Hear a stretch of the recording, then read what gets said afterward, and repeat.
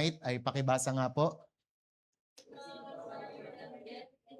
Ayan, rason bakit hindi mo makuha yung gusto mo, 'di ba? So sa lahat ng mga aspeto, ito man ay spiritual na buhay, relasyon man, ito man po ay mga pangarap sa ministry man, 'di ba po? O ito ay sa health. So ma-apply natin tong mensahe na to. The reason why you're not getting what you want. At sa gabing ito, pag-uusapan lang natin ang isang prinsipyo na para sa maraming mga successful na mga tao o mga Kristiyanong matatagal na nag-succeed sa kanilang Kristiyanong pamumuhay ay subok na subok to. Ito po yung the art of asking. Sabi nyo nga po, the art of asking. Yan. Pag sinabing asking, di ba, ito yung paghingi o kaya naman pagsasabi. Di ba? Ilan po sa inyo yung parang hindi nyo natanggap yung isang bagay simply because hindi kayo humingi. O kaya naman hindi kayo nagsabi. Di ba? Ayan. Sino sa inyo yung dati sa mga lalaki dito na pag-usapan namin ng BBS namin, sino sa inyo may crush na babae, tapos magiging kayo naman pala talaga, kaso ang diferensya, hindi ka kasi nagsabi, kaya iba na yung nauna. Di ba? So may mga ganun tayong naiisip dito and applicable siya sa mga blessings. Di ba? At sa mga hinahantay natin sa Panginoon na minsan hindi tayo nakakatanggap simply because hindi natin hiningi, hindi natin sinabi sa Panginoon. Pero bago tayo mag-proceed sa lahat po ng mga pag-aaralan natin ngayon, i-remind ko lang ulit sa inyo para sa mga hindi po nakarinig nung linggo, next natin, di ba, na si Lord, gusto niya sa buhay natin maging kagaya tayo ni Walt Disney. Ano bang katangian ni Walt Disney, di ba? Siya po ay impossible thinker or may katangian siya na impossibility thinker siya. Na nakwento ko naman sa inyo, di ba, yung illustration na kapag nagmi-meeting sila ng staff niya, kapag ilalatag niya yung mga plano niya, tapos sinabi ng staff niya na, uy, gawin natin yan, that's a great thing to do. Sasabihin niya, ay, hindi natin yan gagawin.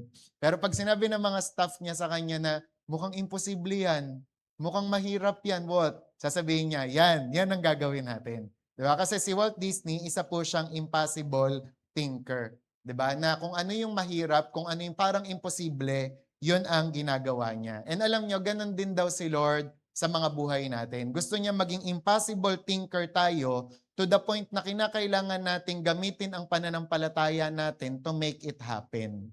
Amen? 'Di ba? Halimbawa, may mga pagkakataon sa buhay natin, 'di ba, na hindi naman na kailangan ng pananampalataya para gawin.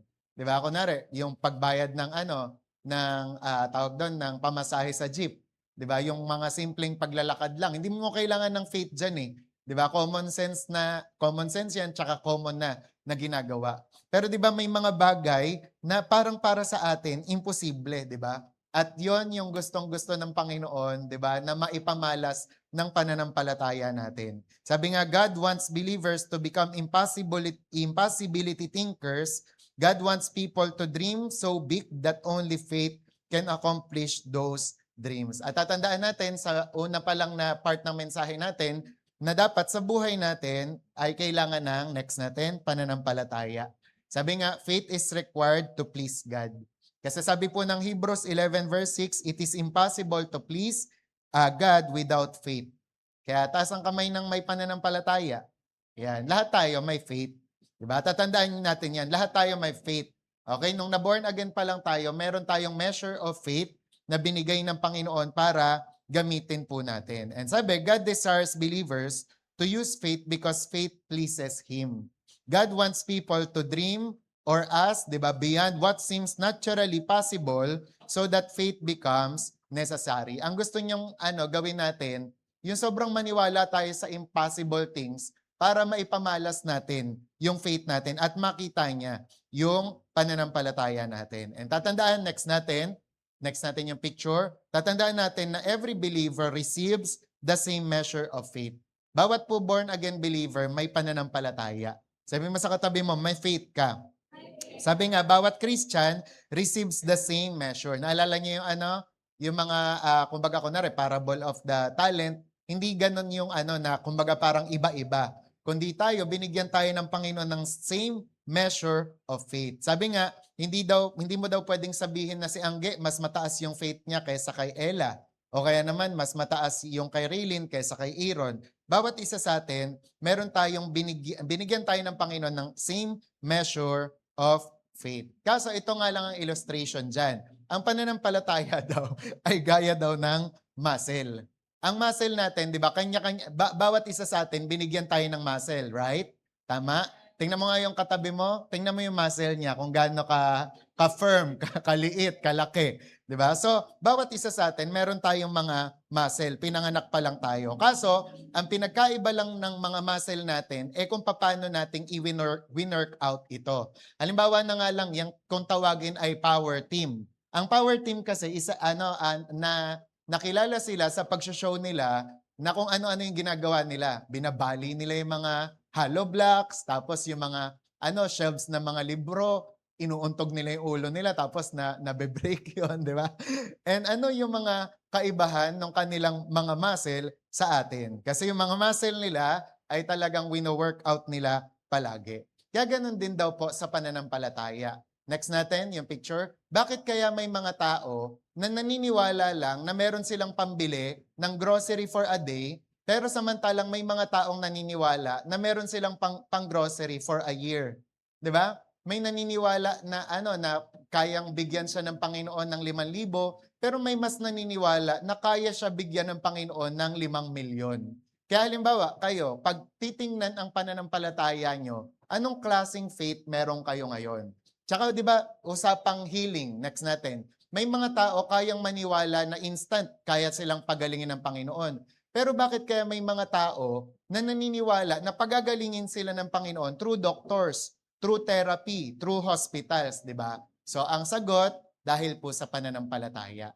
Dahil yan sa, wala pa, sa faith, di ba? Kaya gaano kaya kalaki ang faith mo ngayon? Gaano kaya kataas ang pananampalataya mo ngayon? To the point na anuman ang gustong ibigay sa iyo ni Lord, kakayanin mo. Kaya nawa, di ba, bawat isa po sa atin ay ma-develop ang pananampalataya. Pero again, kagaya ng sinabi ko nung linggo sa inyo, may pinaka number 1, di ba, si Lord, na iniwan sa atin in order for us to improve and develop our faith. Ano yon?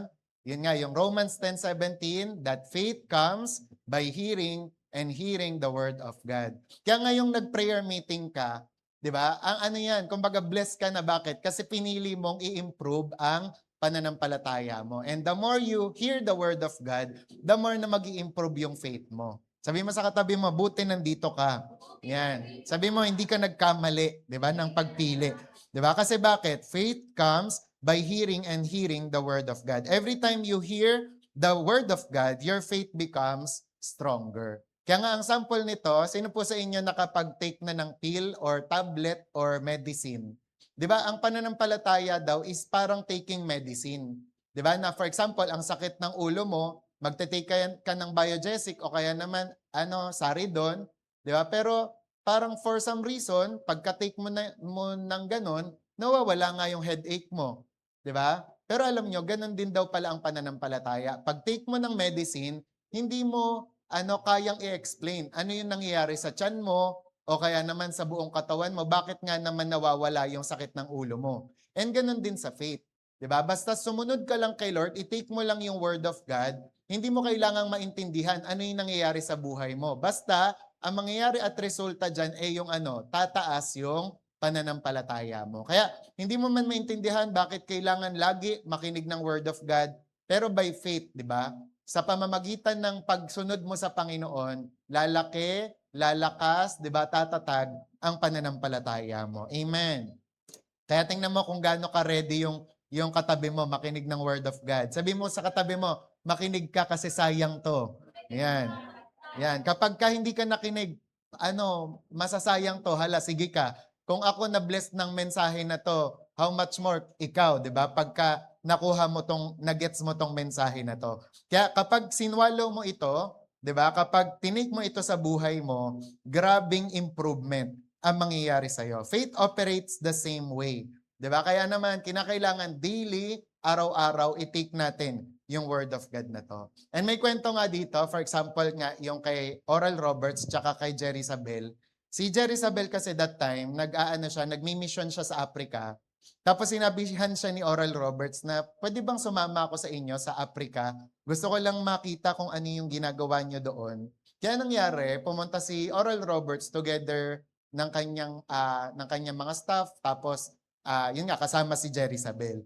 At habang nasa Kenya sila, dinescribe nila, nagkaroon muna sila ng seremonya, tapos pinresent nila lahat ng mga plano nila doon sa lugar nila, sa bayan nila.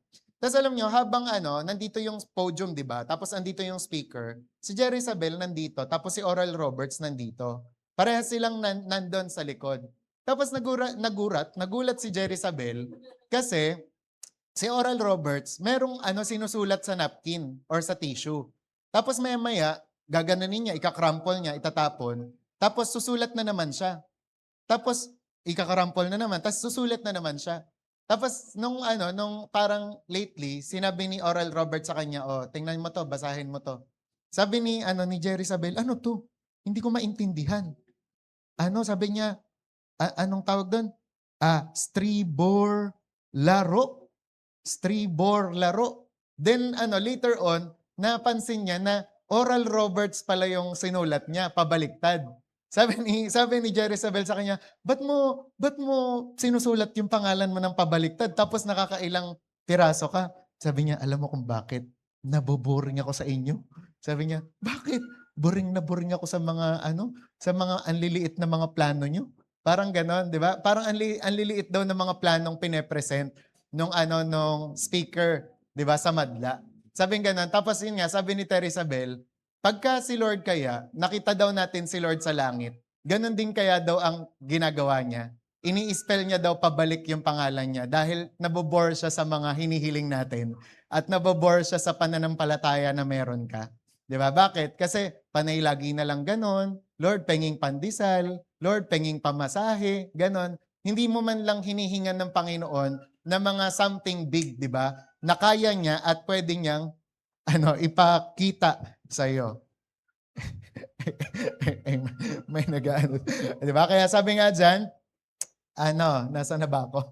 Ayan, kaya because I'm boring, sabi ni Oral Roberts. Ngayon, paano ba nagsimula yung message na to? Actually, kay Terry Isabel to, inspired to ng kanyang mga books, di ba?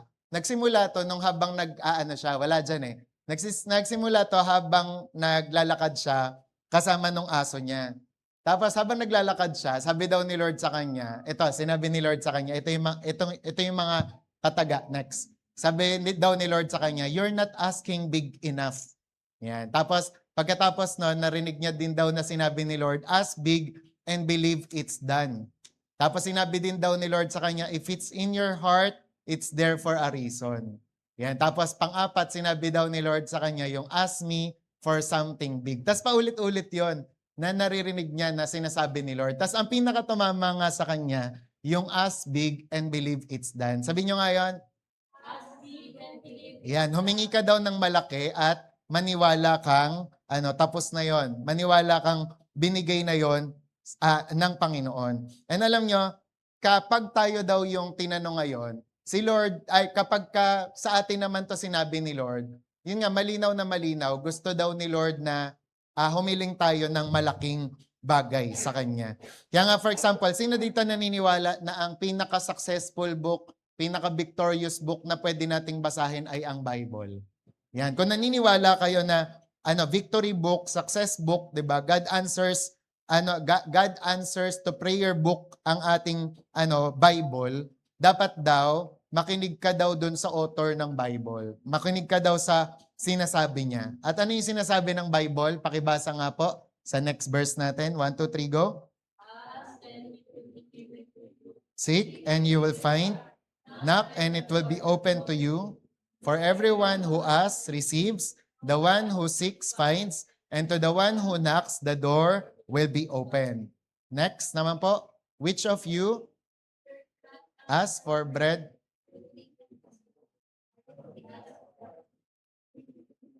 Verse 11.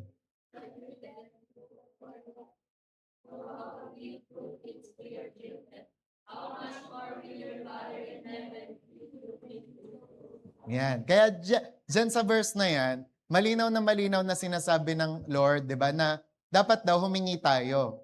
At pag humingi tayo, ano sabi? Pagbibigyan tayo, 'di ba? Maghanap daw tayo. Pag naghanap tayo, makakasumpong tayo. 'Di ba? Sabi ng ng verse na 'yan, kumatok daw tayo at tayo ay pagbubuksan. So malinaw na kapag daw ikaw humingi ka, bibigyan ka ng Panginoon. Kaya dapat, halimbawa ngayong prayer meeting na 'to, ano yung hihingin mo kay Lord? Kasi dapat humingi ka ngayon talaga. Anong sadya mo sa prayer meeting? So ngayong gabi na to, dapat hingin mo yon kay Lord. Amen? Kaya nga si Steve Harvey, meron siyang sinishare sa mga tao na 7 salita daw na nag-transform ng buhay niya. Actually, mama niya daw ang nagturo sa kanya nito. 'Di ba? Yung 7 salita. Alam niyo kung ano yung 7 salita na yon? Next natin. Yan. Sabi diyan, you have not because you ask not. Yan yung tinuro ng nanay niya sa kanya. Pakisabi nga, you have not because you ask not. Actually, hindi yun galing sa nanay niya. Galing yun sa James chapter 4 verse 2, di ba? Na sinasabi, kaya ka wala kasi hindi ka humihingi. Oy, makinig kayo dyan. Gusto niyo ma-mention? Kaya sabi nga, kinakailangan humingi na tayo kay Lord, di ba? And sabi ni Steve Harvey, hindi lang daw yan, wala pa. Sabi ni Steve Harvey, that scripture isn't just in rich people's Bibles, kundi it's in your Bible. Hindi lang daw nasa mayayaman daw po na Bible yan, kundi nasa Bible mo rin yan. Diba? Kaya for example, may Bible ka, sinasabi rin ng Bible mo na na humingi ka at ikaw ay pagbibigyan. Pasensya na kayo, ayoko talaga ng may masasayang ngayong gabi na to. Kailangan makuha nyo to kasi kayo rin magbe-benefit nito. Okay? Tapos yun nga, ang sabi nga dito, sabi, most people are not living the life, 'di ba, of God, of their dreams because they are not asking God for the life of their dreams, 'di ba? And sabi nga niya dito, sinundan niya pa na if you up your ask, God will up His give. Ibig sabihin nito, pag daw tinaasan mo daw yung paghingi mo, tataasan daw din daw ni Lord yung pagbibigay niya sa iyo. Okay? So, nagigets nyo? Pag tinaasan mo daw yung paghingi mo sa Kanya, ibibigay din daw ni Lord. Tataasan niya yung pagbibigay niya sa iyo. Okay? Kaya isipin nyo maigi, yung word daw pala na ask, pakinext natin, yung word na ask, makikita nyo yan sa Bible ng 33 times. 'Di ba? Sa Bible daw, yung ask ay 33 times na mababasa nyo sa Bible. Kaya dito, ang lesson dito, if God says something once, He means it. Pero if He repeats something 33 times, believers should pay close attention. 'Di ba? Pag sinabi niya ng isang beses, 'di ba? Ibig sabihin, minimin niya 'yon. Pero pag 33 times niya nang sinabi, ibig sabihin mag-pay close attention ka. Ibig sabihin, ibigay mo yung attention mo sa Kanya, makinig kang maigi. 'Di ba? Ibig sabihin nito, hinihintay talaga tayo ng Panginoon na mag-ask, na humingi sa Kanya. Kaya nga alam niyo po, ang prayer talaga is not a boring thing to do. 'Di ba? Kasi kapag ikaw nagpe-pray ka, maraming mangyayari sa buhay mo at saka maraming mga magaganap. 'Di ba? Marami kang matatanggap kay Lord at maraming ma-experience, 'di ba? And sabi nga, if God says something once, He means it. And if He repeats something 33 times, believers should pay close attention. Ang scripture nga rin dito na makikita is yung John 16:24. Sabi dyan, until now, you have asked for nothing in my name. Kaya naman sabi ni Lord, ask and you shall receive. Kahit pala si Lord, si Jesus, sinabi niya rin yun sa mga disciple niya, na hanggang ngayon hindi pa kayo humihingi sa akin. Kaya ang gawin nyo, ask, di ba? And you shall receive. Isipin nyo maigi, King of Kings, Lord of Lords, di ba? Yung Diyos na mga Diyos, sinabi ito personally sa'yo, Raylene, hanggang ngayon hindi ka pa humihiling sa akin.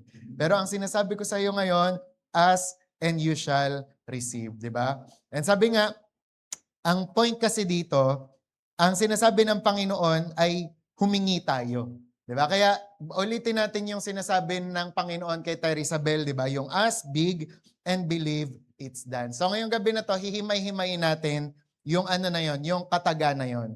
Ang first na kataga na yon is yung ask. Yung art of asking. Sabihin nyo nga ask. Sabihin nyo magtanong, magsabi, humingi.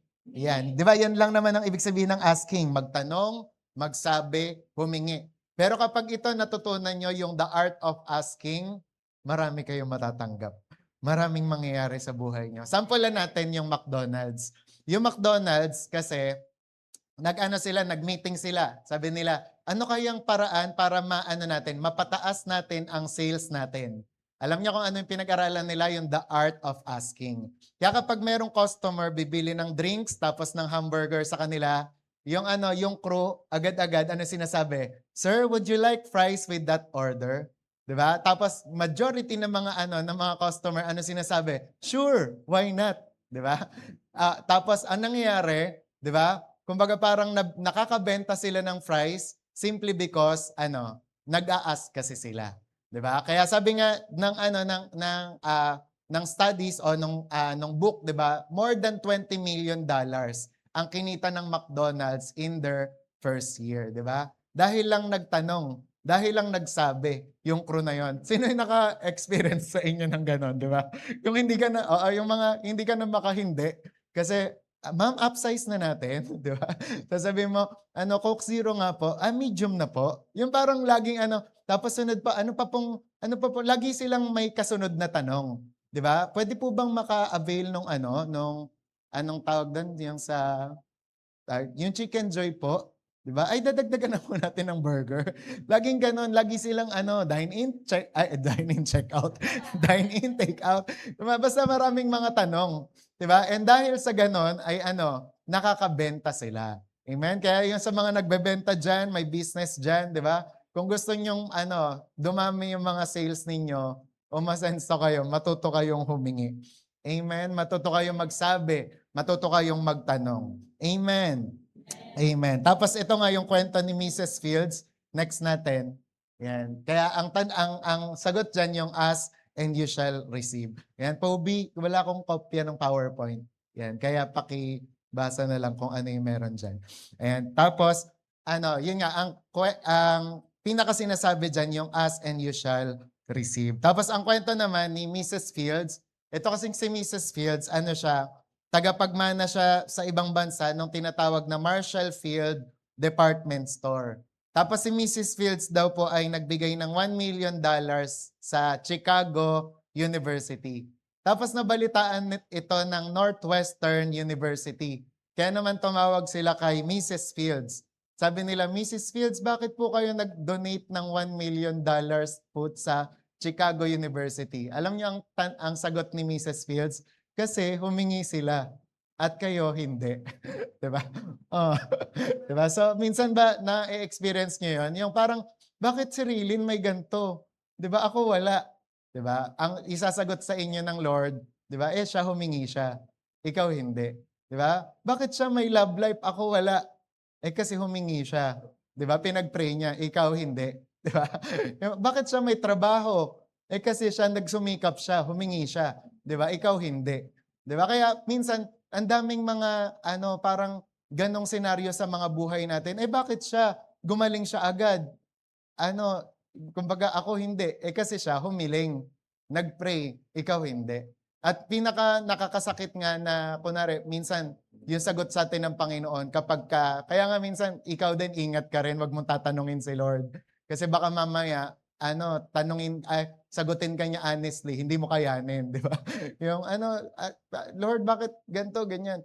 Baka isagot niya, kasi siya, ang sipag niyang mag-pray, ikaw hindi, di ba? Ang sakit, di ba? Siya, serious siya mag-pray, ikaw hindi. Naglalaro ka kasi, di ba? Kaya yun po yung tatandaan natin. Sabi mo nga sa katabi mo, ask and you shall receive. Di ba? Actually, marami pa tong mga kasunod na pagtuturo. Yung tungkol naman sa gaano mo kagusto. Di ba? Kaya may mga tanong tayo, di ba, na kunwari, bakit ganito, bakit ganyan? Tapos isasagot din sa atin, bakit? Gaano mo ba kagusto? Di ba? Kumbaga parang minsan, may mga gusto tayong matanggap, pero tatanungin din tayo ni Lord, gaano mo ba kagusto? Di ba? Yung mga sample nga daw ng pagsisave o pag-iipon, gusto mo may maipon ka, gaano mo ba kagusto? May tinatawag kasi tayong competing desires. Yung competing desires, yung gusto mong pumayat, pero favorite mo rin ng ice cream. Di ba? Yung gusto mong makaipon, pero gastador ka din. 'Di ba? yung, yung gusto mong makaipon, pero siging si Shopee ka rin. Naintindihan? Gusto mong magka-boyfriend, pero siging taray mo naman. 'Di ba? Naintindihan? Amen. Parang hindi, hindi na kayo makasagot ha. Ayan, 'di ba? Kaya yun po yung mga tatandaan natin, 'di ba? So, sabi diyan, you do not have because you do not ask. Okay? Kaya sabi, simply ask. Humingi, 'di ba? Magsabi, 'di ba? Magtanong. Amen. Ayan. So, ngayon, sige, i-topic natin. Bakit ba may mga tao ayaw magsabi? Ba't may mga tao ayaw magtanong? Next natin. Or humingi. Yan. At yun nga, yung pala ang sinasabi niya doon, yung isa rin daw sa mga panghihinayangan natin, pagdating natin sa heaven, yung kunwari ipapakita daw sa atin ni Lord, yung mga dapat natanggap natin, yung mga blessing na hindi niya pinadala sa earth. Tapos kapag tinanong natin, Lord, ba't hindi yan dumating sa earth? Sasabihin daw ni Lord, kasi hindi mo hiningi. Hindi mo kinlaim, di ba? Hindi mo pinag-pray. Okay, so ngayon, why don't people ask? If asking is really that simple, why don't people ask? Ba't ba hindi sila humihingi? Una, dahil sa shame. Di ba? Dahil sa mga hiya nila. Parang iniisip nila, karapat-dapat ba ako makatanggap nito? Kung makasalanan ako. Yan. Kasunod yung sa guilt. Di ba? Na dahil nga may ginawa siya, di ba? Parang feeling niya, hindi siya karapat-dapat doon. Yun nga. Tapos pangatlo, feeling unworthy. Sino ba naman ako para makatanggap nito? Di ba? Sino ba naman ako para gawin ako ng Panginoon na ganito? And pang-apat, doubting that God would really give it. Di ba? Yung ibibigay ba to talaga ng Panginoon? Kaya niya ba? Di ba? And unbelief. And minsan, thinking, who am I to ask God for something like that? Na minsan, alam nyo kaya ako tinuturo to kasi ako rin ganito. Yung parang laging feeling ko, hindi ako karapat-dapat sa blessing na to. Hindi ako karapat-dapat tumayo sa ganyan. Hindi ako karapat-dapat magsabi nito, magsalita nito. Diba? Isa rin sa mga problema ko yan. Kaya nga, i-share ko to sa inyo para sabay-sabay tayong magbago. Sabay-sabay tayong, diba, magkaroon ng pananampalataya na kung ano man yung plano ni Lord sa atin, makuha mo na. Diba? Makuha mo na kasi hindi dahil sa righteous ka, kundi dahil sa ginawa ni Lord. Tsaka yun nga, susunod ko din na i-share sa inyo yung tungkol naman sa favor ni Lord. Nang favor ni Lord, hindi daw siya pinagtatrabahuhan. Talagang tinatanggap lang siya. Kaso maraming mga iba sa atin, di ba, na ang favor ni Lord, pinagtatrabahuhan. Kaya kahit hirap na, di ba, talaga, nag-i-struggle sila. Pero hindi. Simple lang pala yun ng kunwari, pagtanggap mo sa kaligtasan. Di ba? Yung tatanggapin mo rin yung favor ni Lord. Amen? Di ba? Kaya nga si Jim Rohn, meron siyang minentor, ang pangalan ay si Tony Robbins. Laging sinasabi ni Jim Rohn sa kanya kay Tony Robbins, alam mo ang problema mo, yung poor mentality mo. Tapos yung poverty mindset. Masyado kang mahirap mag-isip. Lagi ka na lang si hirap. Lagi ka na lang may poverty mindset. 'Di ba? Tapos laging pinapaalala ni Jim Rohn sa kanya, alam mo ang sabi ng Bible, ask and you shall receive. Sabi ng Bible, come boldly to the throne of grace. Sabi nyo nga po, boldly. Tapos meron siyang, kumbaga tinuro, yan yung quotation na yan, yung life will pay you any price you ask of it. But you've got to start asking. Sa madaling salita, di ba, mapupunta sa'yo o matatanggap mo ano man ang hilingin mo. Ano man ang sabihin mo. Di ba? Kaya yung si Tony, pangalan, Robbins, di ba, to make the long story short, doon siya, nakatanggap ng mga, yun nga, malalaking project, tapos, yumaman siya dahil doon sa, sinabi ni Jim Rohn na yon sa kanya. Tapos meron siyang, isang, parang pagkakataon na, meron siyang homeless o pulubin na lumapit sa kanya. Tapos, pagkasabi sa kanya, sabi kay Jim Rohn, tawag doon? Sabi ng pulube, pwede po bang makahingi ng barya? Tapos itong si Jim Rohn, itong si Tony Robbins, naalala niya yung sinabi ni Jim Rohn sa kanya na life will pay you any price you ask of it.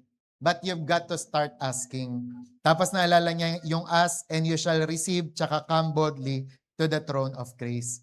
Kaya sabi niya, ano, 'di ba, lumapit yung pulubi sa kanya. Tapos dinukot niya yung $300, tapos dinukot niya rin yung barya.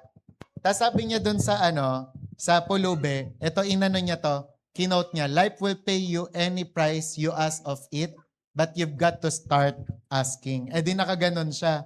Tapos yung pulubi, nakatingin lang sa kanya. Tumitingin sa kanya, tumitingin dun sa barya, tumitingin dun sa pera. Tapos ulit-ulit, tumitingin sa kanya, tumitingin sa barya, tapos tumitingin sa pera. Tapos sabi ng pulubi sa kanya, napaka-weird mo, tapos kinuha yung barya. Di ba?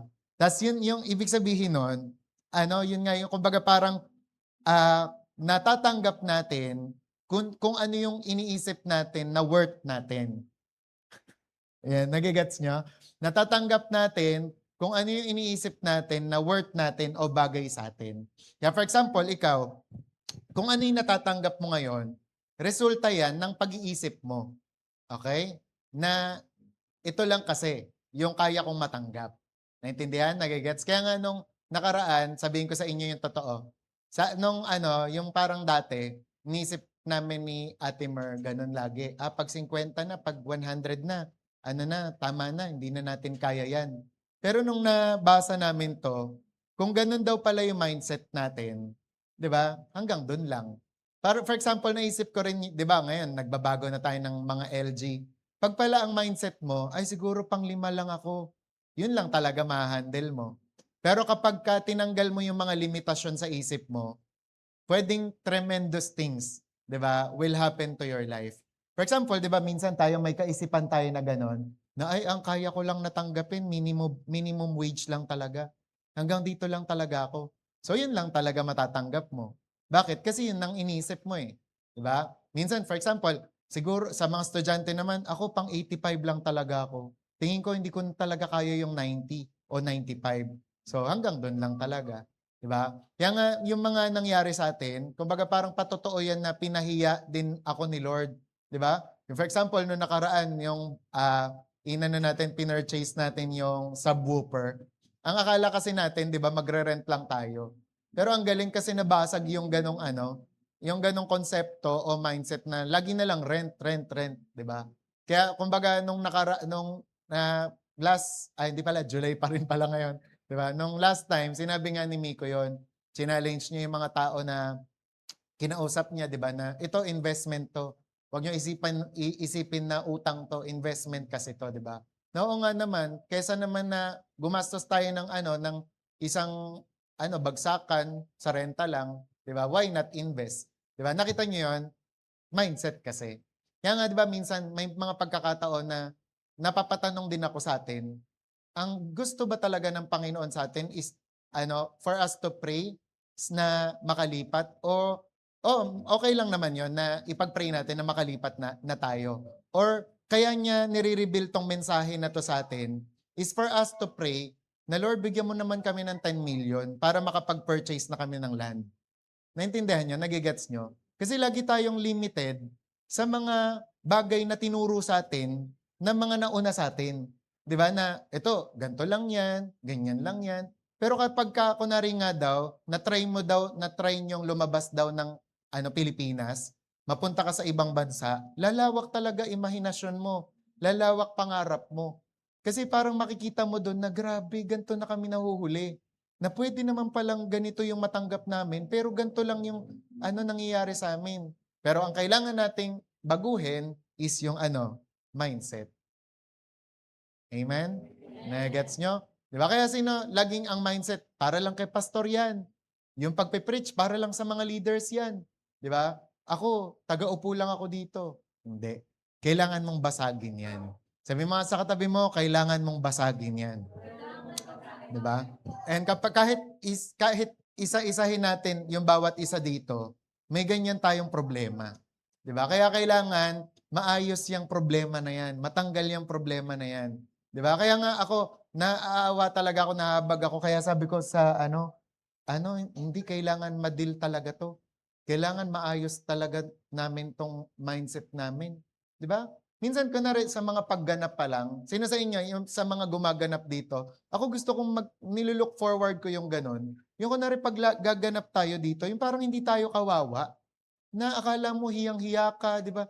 Sige na, let's worship the Lord. Let's praise, di ba?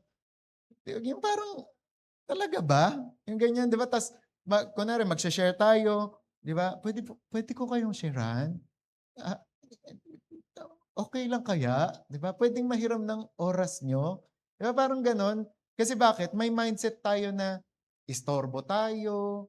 Di ba? May mindset tayo na utang na loob natin kung makinig sila o hindi. Di ba? Naintindihan? Samantalang ako nga, ang gusto ng Panginoon sa atin, di ba? Yung parang, yung nagro-roar. Di ba? Yung lion, na grabe yung boldness. Di ba? Grabe yung tapang, yung confidence. Di ba? Hindi confidence sa sarili, kundi confident kay Lord. Amen? Amen. Kaya, for example din, yung mga, minsan, yung mga pag humihiling tayo kay Lord, parang, Lord, pwede ba? Ganyan. Diba? Samantalang sinasabing, ang term ng Bible, demand. Mag-demand nga daw tayo di ba? Yung utusan natin siya. Ganyan. Hindi yung, mali yung attitude, kundi yung wag natin siyang bigyan ng kapahingahan hanggat hindi natin nakikita. Di ba? Na matupad yung hinihiling natin sa Panginoon. Okay? Kaya naunawaan nyo, naintindihan nyo? Kaya nawa po, magets natin ito. Kaya for example, ikaw 10-10, di ba? Pinapili ka itong barya o itong $300. Kunin mo yung $300. Di ba? Binibigyan ka na ng choice Di ba? Naintindihan? Kaya yun po yung natin. Kaya ako di ba, nakorek ako noon, nung nasa proper kami, sabi ni Pastor Chris, you are enough. Hindi ko masabi. Kasi iba yung sinasabi ng puso ko, hindi. Pero sabi mo, you are enough. Hindi niya ako tinigilan. Di ba? Kasi ganun ka. Amen? Kaya ilan sa atin, yun dapat burahin yun. Na porket, di ba, kinuwento ko na yun sa inyo, nagsimula akong naging mahiyain, nung nagtaas ako ng kamay, nung elementary ako, tapos mali yung sagot ko, tapos pinuktok ako ng clear book ng teacher ko. Magmula nun, inisip ko na sa sarili ko na baka wala akong tamang maisasagot. And ilan kaya sa atin ngayon, yung meron kayong mga bad experience na akala nyo tuloy, ganun na kayo. Diba? Akala nyo hanggang ganun na lang yung kaya nyong gawin, ganito ka, may sinabi sa'yo magulang mo, inisip mo tuloy, ganun ka na nga talaga. Diba? So, amen? Babasagin natin yan. Amen?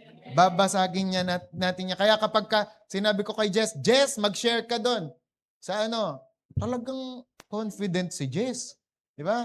John Rex, mag-share ka sa piano. Confident si John Rex, hindi dahil sa niya, sa runong niya, kundi dahil kay Lord. Amen? Si Lord ang Aaron, mag-share ka. Hindi yung parang dapat confident ka. Tsaka dati may style nga si Ate Mer na tinuro sa inyo, di ba? Pag nag-share ka daw, huwag mo iparamdam na hindi mo alam yung sinishare mo. Iparamdam mo, alam mo yung teaching material mo. Di ba? Yung kabisado mo. Di ba? Hindi yung parang, wala. Di ba? Kaya dapat mag-improve tayo sa bagay na yan. Amen? Kaya kapag kunwari, Raylene, Uy, Raylene Ramirez, inimbitahan ka daw doon sa City Hall. Ikaw daw mag-opening prayer kila Mayor. Diba? Kapag nangyari yon, Raylene, confident. Dapat. Maka-Diyos na Ama. Makalangit. Diba? Talagang magmatapang ka doon. Diba? Amen? Amen. Okay? Tsaka tatandaan natin, we are not a beggar. We are not beggars. Anak tayo ng Diyos. Amen? Kaya mamaya sa prayer meeting natin, pag nag-pray tayo, wag niyong parang akala nyo lilimos kayo kay Lord. Karapatan nyo yung mga hinihingi natin. Lalo pag alam nyo na kalooban ni Lord, ay maging confident ka. Enter the throne of grace boldly. Amen? Alam nyo kung matututunan ng maraming mga tao to, mas marami pa dapat ang magpe-prayer meeting. Mas marami pa dapat ang ganadong mag-pray. Kasi hindi sila itatakwil ni Lord. Gusto, lumapit sila. Gusto humiling ka pa. Amen? Mamaya yung kanta nga natin, di ba? Sabi doon, ask for nations. Matindi. Kaya alam niya, prayer ko nung nakaraan, Lord, binabago ko na yung prayer ko. Ang prayer ko ngayon, akin na yung MNHS. Pengi ako ng MNHS. Inaangkin na namin yung MNHS. Di na namin pinagpe-pray lang yung yung principal. Di ba? Lord, ibigay mo sa amin yung MNHS na yan. Di ba? So, dapat ganun ka rin. Di ba? Lord, ibigay mo sa akin ng BDO. Ibigay mo sa akin ng Metrobank. Di ba? Nag-agawan sila, no? Yung mga taga-BDO. Ibigay mo sa akin yung BDO na yan. Ibigay mo sa akin yung ganito, yung ganyan. Amen? Amen. May natututunan? Amen. Tapos yun nga, ask big and believe it's done. Tapos ang sinasabi nga dyan, kapag daw humingi ka, be specific when you ask. Diba? Wag mo daw hingin lang kay Lord na, Lord, kunwari si Angge, magpe-pray siya, Lord, pengin namang increase. Dapat specific daw. Kasi baka mamaya, ayan ang 5 pisong increase. Diba? Sasabihin ni Angge, ano ba naman niya? Kasi dapat specific.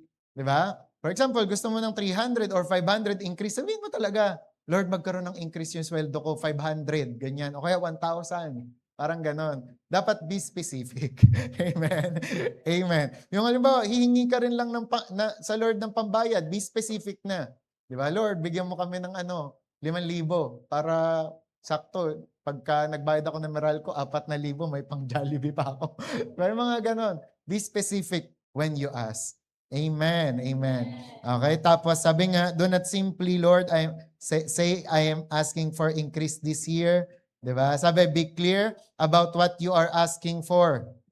Sabi nga, bakit? Clarity is one of the single most important keys to answered prayer. Okay? Tapos yun nga, may tanong kasi yung mga tao sa kanya. Sabi ng mga tao kay Terry Isabel, are you shocked at what God has done in your life?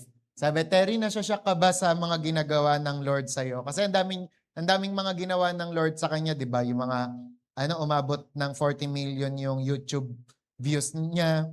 Tapos nakapagsulat siya ng 15 books na. Tapos na-meet niya nga si John Maxwell. Tapos ang dami-dami niya mga opportunities na natanggap. Dahil sa sa pag-improve ng pananampalataya niya. Tapos ngayon, kwento ko lang yung kanyang background. Sabi, dati hindi daw siya ganon. Kasi mababa daw talaga yung self-esteem niya. Kasi 14 years old pa lang siya, na-rape na daw siya sa gym floor, ng isang strange man. Diba? Hindi niya kilala. Kaya magmula noon, nag-behave na siya in a manner consistently with how she see herself. Yung parang inisip niya wala na siyang mararating, ganun. Kaya ang epekto nun sa self-image niya, inisip niya pangit siya, worthless siya, tapos naging mahiyain siya, insecure, tapos inaalaw niya lang yung mga tao na i-treat siya na parang maliit lang yung kanyang value. Tapos hindi lang yon. Habang nasa final semester siya doon sa Texas Tech University, nabuntis siya before marriage.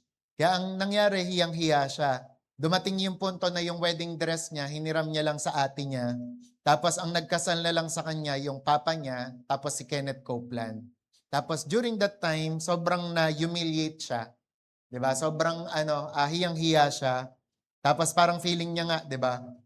Siya yung nagpahiya sa Sabel family. Tapos hindi lang 'yon kasi yung baby na dapat na ipapanganak niya ay nalaglag. 'Di ba? And after nun, parang feeling niya devastated siya. And alam niyo kung kailan daw nagsimulang magbago yung kanyang buhay? Nung pinaniwalaan niya yung Romans 10:17, 'di ba? Na faith comes by hearing and hearing the word of God. Sa mga oras daw na feeling niya, makinig kayo maigi, baka makatulong to sa inyo. Feeling niya malungkot siya, feeling niya devastated siya, magpupush and play siya ng sermon, makikinig siya ng tungkol sa faith building message. Tapos pag na-feel niya na naman na malungkot siya, mag-play na naman siya ng message. Hanggang sa ganon, habang ginagawa niya yon, dineliver siya ni Lord. Nawala yung mga insecurities niya, mga lungkot niya, mga shame niya. 'Di ba? And after nun, na-build yung kanyang pananampalataya. Kaya balik tayo dun sa tanong niya, na nasashock ba siya sa mga ginawa ng Diyos sa kanya? Sobrang nagpapasalamat daw siya sa lahat ng mga ginawa ni Lord. Pero kapag tinanong siya kung nasashock ba siya sa ginawa ni Lord sa kanya, ang sagot, hindi daw. Bakit? Kasi yung mga bagay na yon ay hiniling niya kahapon, di ba? O ng mga past days ng mga nakaraan kay Lord. Kaya kung ganun din tayo, di ba? yung mga mangyayari sa atin in the future, bukas makalawa, nakadepende sa mga paghingi natin ngayon. Di ba?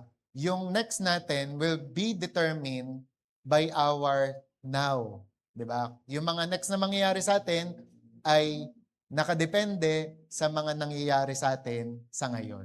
Okay? Kaya ngayon, dapat ang ginagawa mo, nagtatanim ka ng nagtatanim ng mga prayer talaga. Okay?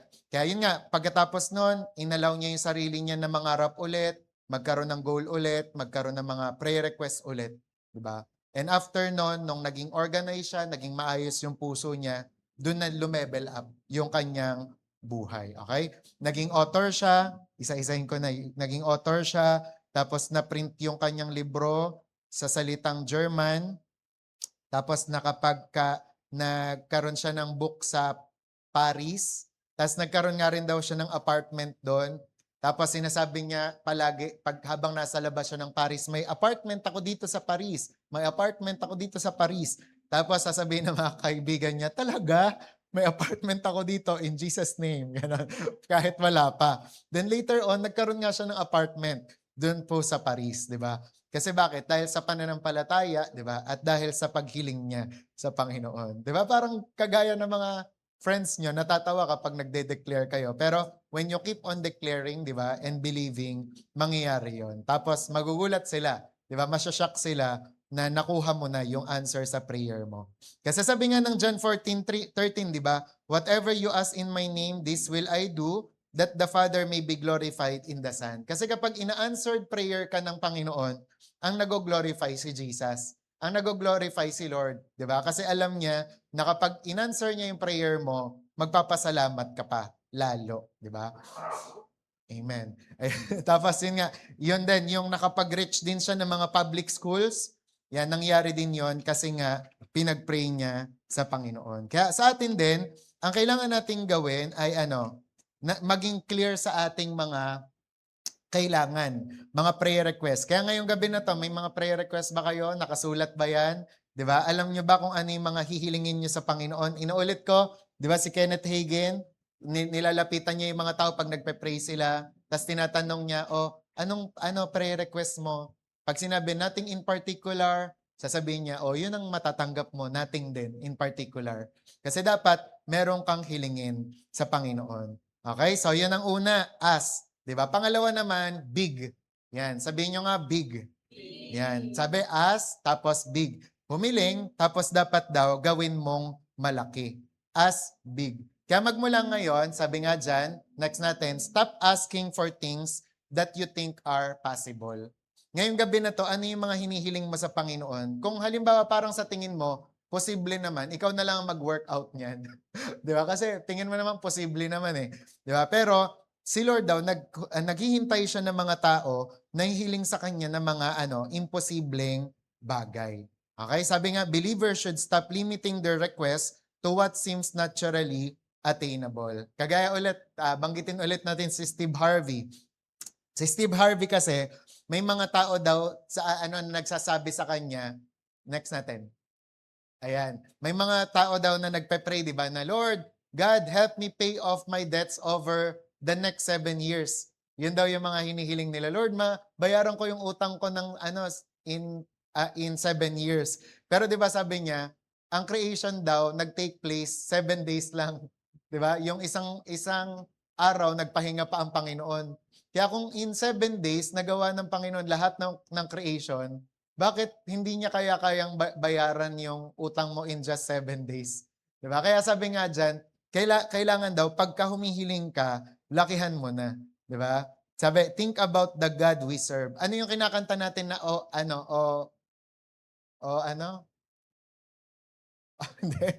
what a mighty God we serve, 'di ba?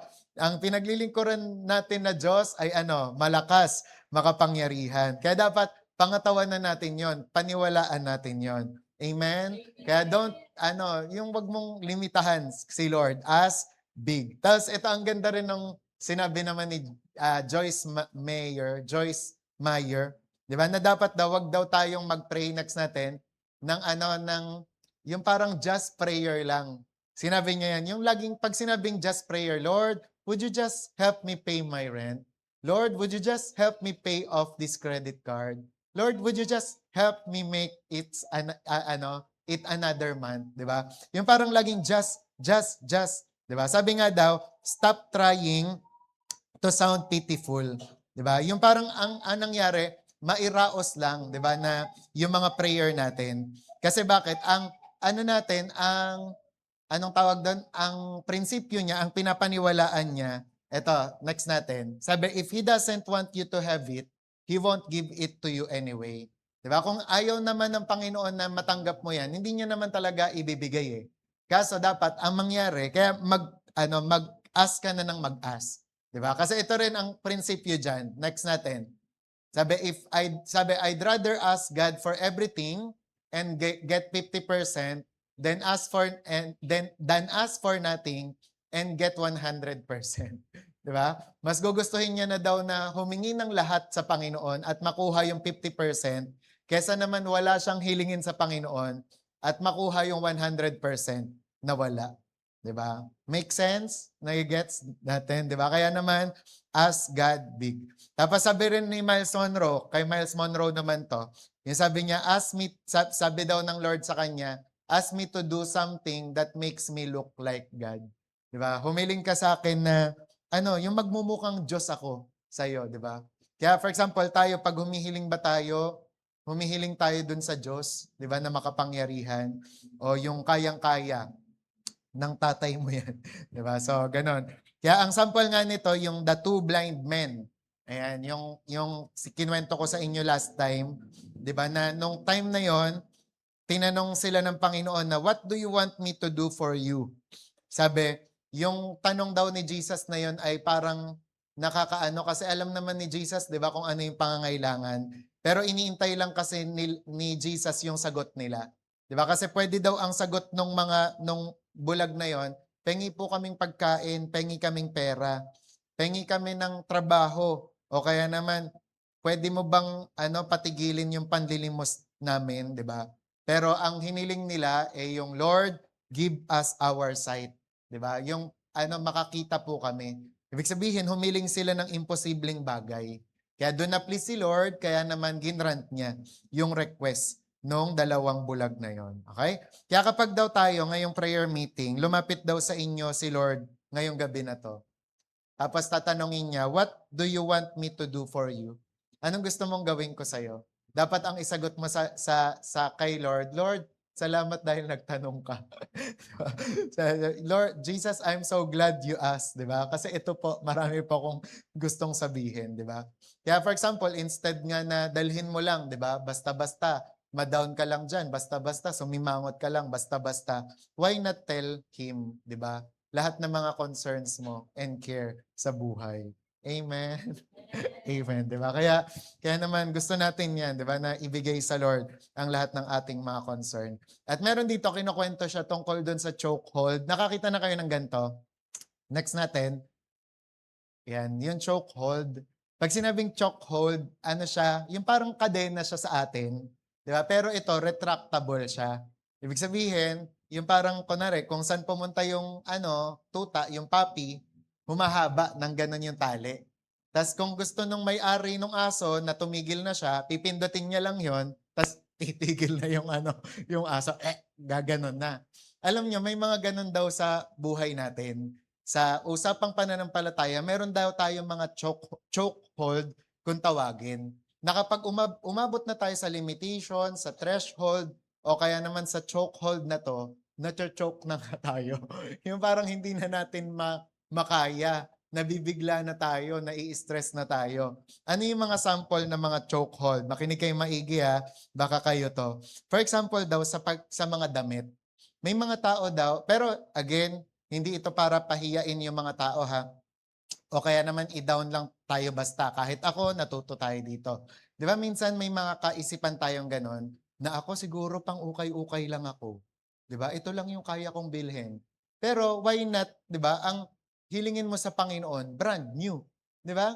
Minsan, ako rin, nire-rebuke din ako ni Ate Mer sa ganun, di ba? Yung pag bumibili ako ng pantalon, yung dapat tigto 200 lang. yung yung mga ilang buwan lang, kupas na agad. Huwag kayong titingin. Di ba? Yung parang, kapag bumili ka ng pantalon, yung maganda na, yung maayos na. Kasi may gano'n akong konsepto na hindi dapat ganito lang, pang ganitong level lang ako. Parang gano'n din daw tayo. Yung parang minsan pagka usapang, "Ha, 500 na 'yan, hindi ko na kaya 'yan, ang mahal masyado." 'Di ba parang gano'n? 'Di ba? O kaya naman kahit nga sa mga ambagan o kaya yung kahit sa pagka-camp natin, marami sa atin ang nacho-chokehold, 'di ba? Yung parang feeling natin katapusan na natin. 'Pag 'pag sinabing 3-5 yung ano, yung camp, 'di ba? Yung parang akala natin ganito't ganyan, 'di ba? Yung for example, sino rin sa inyo yung galit na galit talaga magwewelga pa sa Meralco kasi ganito yung bill natin, 'di ba? Pero why not i-challenge natin yung mga sarili natin, 'di ba? Yung i-ano talaga natin sa Panginoon, hilingin natin sa Panginoon, "Lord, kung ganito kalaki yung bill namin, palakihin mo rin yung ano namin, yung income namin," 'di ba? Nang sa gayon hindi lang tayo basta magwewelga, 'di ba, sa ano pero yun nga, nung nakaraan pinanood ko yung SONA ni ano, President. Ang sabi mawawala na daw yung system loss, 'di ba? Kaya ipag-pray niyo, 'di ba, na yung ano, tapos ayusin ng Meralco yung kanilang, serbisyo, 'di ba? Sa house naman, ang chokehold din daw yung sa mga kunwari sa bahay, 'di ba, yung kunwari renta, "Ay, ang kaya ko lang na renta yung ano, 2,000 lang." 'Di ba? Parang pagka 5,000 na hindi na namin kaya, 'di ba? Pero isipin natin, gano'n talaga ba talaga si Lord? Yung parang ano, yung parang limitado ba siya talaga doon? Kaya nga hindi aksidente na marinig mo 'to.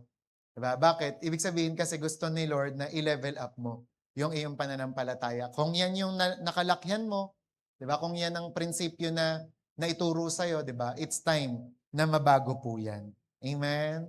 Amen. Kaya yung kami, yung sa discipleship, tas yung mga BBS, nag-print na sila ng kanilang mga ano, mga dream, mga goal, 'di ba? Sabi ko sa kanila, hindi imposible 'yan. Posible 'yan, 'di ba? Kapag hiniling niyo sa Panginoon. Kaya nawa po, bawat isa po sa atin, mawala yung chokehold na yan. Sa ministry din, tsaka sa business. Yung minsan ang iba, ang iniisip nila, siguro hanggang 10,000 lang kami. 'Di ba?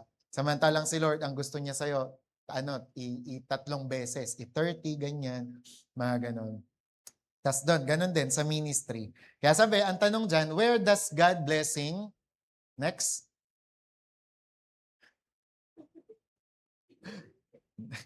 Yan, sabi, there comes a point, ayan, where does God have to stop blessing you because you cannot receive it? Yan, kailan daw tumitigil si Lord sa pagbe-bless? Simple dahil hindi natin kayang i-receive yon.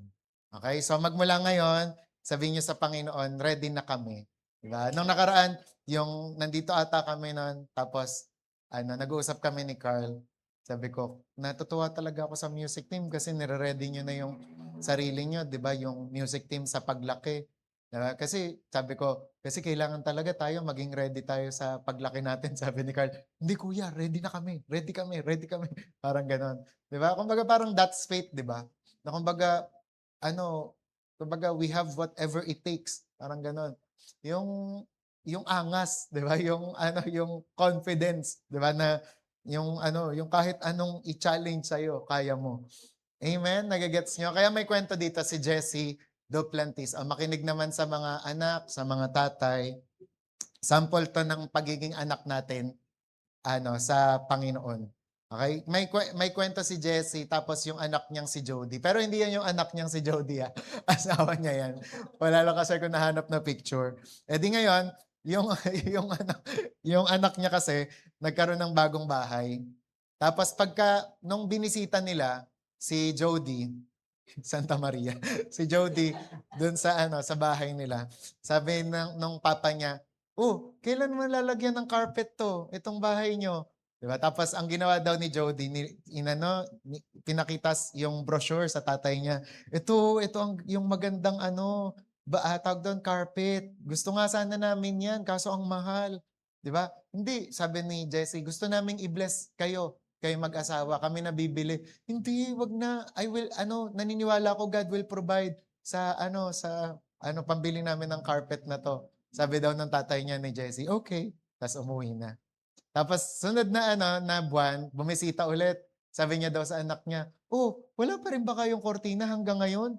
'Di ba, nakikita na kayo ng mga kapitbahay. Ta's nilabas na naman daw ni Jody yung brochure. Actually, ito nga yung magandang kortina na gusto naming bilhin, kaso ang mahal. Sabi niya, "Gusto ko na bigyan kayo ng regalo. Hayaan mo na kami na lang ang bumili ng mami mo ng mga kortina niyo." Sabi niya sa papa niya, "Ang mahal-mahal niyan pa, tapos 5 pa yung namin dito, bintana namin. Tsaka na mahal kasi." Sabi niya, "Okay." Tapos umuwi na. Tapos next month-an, umalis sila. Tapos sakay-sakay sila nung sasakyan ni Jody. Tapos tinanong na naman niya ni Jessie, yung anak niya. Sabi niya, "Oh, paano ka nagkaroon ng ganito? Umutang ka?" Sabi niya, "Opo." "Magkano pa utang mo sa bangko? Anong at magkano pa at anong bangko yon para kami na pumunta tayo tapos babayaran ko na." Sabi niya, $15,000 pa to $20,000. "Sige, dalhin mo ko dun sa na yon, sa bangko na yun, babayaran ko na." Alam niyo ang sinabi ni Jody? "Daddy, let the Lord guide you." Sabing gano'n. Tapos sabi ni Jessie Duplantis, "Praise God, magmula nun nawala na yung chokehold sa anak ko." 'Di ba? Kasi hinayaan niya na nga daw, 'di ba, nabayaran ng tatay niya yung kanyang kotse. And bakit ko kinuwento yon? Kasi yun ang ibig sabihin 'pag sa atin naman, 'di ba, kay Lord, na maraming gustong ibigay si Lord sa atin, marami siyang gustong bayaran, i-provide, kaso nasa sa'yo kung gaano mo yun tatanggapin, 'di ba? And ang minsan, ang limitasyon lang kasi, hindi galing o dahil sa Diyos, kundi dahil sa kakayanan mo na tumanggap, okey? Amen. Kaya sa magmula ngayon dapat palakihin mo yung kakayanan mong tumanggap at maniwala. Sabi nga, no matter what God has promised you, if you cannot believe it, you will never get it. 'Di ba? So ano man ang pangako ng Diyos sa'yo, kung hindi mo kayang paniwalaan yon, hindi mo yon matatanggap. Kaya sabi mo nga sa katabi mo, dapat matuto kang maniwala. Okay? Malapit na tayong matapos. So, paano mong ipapakita sa Diyos, 'di ba? Ask big, tapos believe. Ask big and believe it's done. So ngayon, paano mong mapapakita kay Lord na ikaw ay naniniwala? Una, yun nga, isulat mo na daw. Isulat mo yung mga prayer requests mo, yung mga dreams, yung mga goals, yung mga vision mo. 'Di ba? Kasi yun nga yung sabi ng Habakkuk 2:2, where write the vision and make it plain. Sabi nga, merong sa Virginia Tech Goal Setting Research, ni-research nila yung patungkol sa mga goals. At nagtanong sila ng maraming mga tao. 80% daw ang nagsabi ng, "I don't have any goals." 'Di ba? Tapos, yun nga, where there is no vision, the people perish. Okay? 80%. 16% naman ang nagsabi ng, "I have goals, but I've never written them down." Diba? May mga goals naman ako, pero, hindi ko sinusulat. 16% yon. 3% naman, ang nagsabi na, "May goals ako, once lang. Pero hindi ko na alam kung nasa na yung mga yon." Diba? And 1% ang nagsabi ng, "I have goals, and I have written them down, and I review them consistently." And alam niyo ang lesson dito, according sa pag-aaral, yung 1% na yon ang nagiging successful. Yung 1% na yon na nagsusulat, na merong goal, tapos sinusulat yon, tapos nire-review daily and consistently, ang nakakatupad ng kanilang mga dreams and goals, 'di ba? Kaya kung ikaw naniniwala ka, simulan mo nang isulat ang mga prayer request mo. Pangalawa naman, speak to it. Ibig sabihin nito, 'di ba, yung sinasabi na call those things which be not as though they were. Ibig sabihin nito, prophesy your future and declare your destiny. Kasi ang sample nga nito si Ezekiel at saka si Jesus. Si Ezekiel Ezekiel 37, tapos si Jesus sa fig tree. 'Di ba? Na kaya daw natin, pwede din daw natin na pwede daw tayo mag-speak to life, 'di ba? Sa ating mga pangarap at sa ating mga prayer requests. And pangatlo, take action toward your dream or take action. 'Di ba? Ibig sabihin nito, kung ano man yung gusto mo na mangyari, 'di ba? Believe it, receive it, tapos mag-take action ka. Kasi yun nga yung sinabi ko nung linggo, the one thing that separates winners from losers more than anything else is winners take action. And faith without work is dead. Kasi kung ano man yung iyong gusto, pero wala naman, Di ba? Hindi ka naman kumikilos, baliwala rin. And then pang-apat, sow seed. Ibig sabihin nito, kung ano yung pinapaniwalaan mo na magkakaroon ka, mag-sow ka ng seed doon. Di ba? Ibig sabihin, magbigay ka, di ba? Mag-ano ka ng kailangan. Okay? And then number 5, last na lang, yung praise God before it happened. Di ba? Bago mo pa matanggap, ayun, pasalamatan mo na si Lord. Mag-praise the Lord ka na. Kasi the highest expression of faith is thanking God before something has happened. Amen. Amen. So, ang sample nito ay si Paul and Silas. Tapos dito na lang, last na lang, anong sabi dyan sa quotation natin? Meron pa ba? Next. Wala na? Okay. Sabi dyan sa ating conclusion, God will open doors in your life that you never imagined when you begin praising Him before the promise manifests. Amen? May natutunan? So may ano tayo dito, may song tayo dito.